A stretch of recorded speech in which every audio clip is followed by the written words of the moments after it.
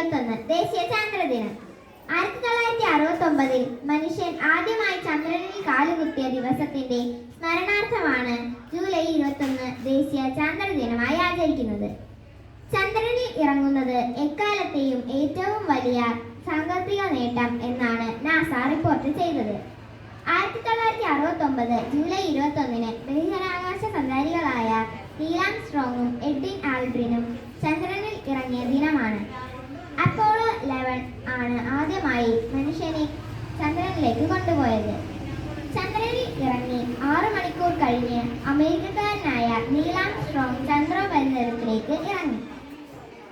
2.5 മണിക്കൂർ അദ്ദേഹം പേടകത്തിന് പുറത്ത് ചെലവഴിച്ചു. എഡ്വിൻ ആൽഡ്രിൻ ഉടൻ തന്നെ ചന്ദ്രോപരിതലത്തേക്ക് ഇറങ്ങി. ഇരുവരും ചേർന്ന് 47.5 പൗണ്ട് ചന്ദ്രവസ്തുക്കൾ ശേഖരിച്ചു.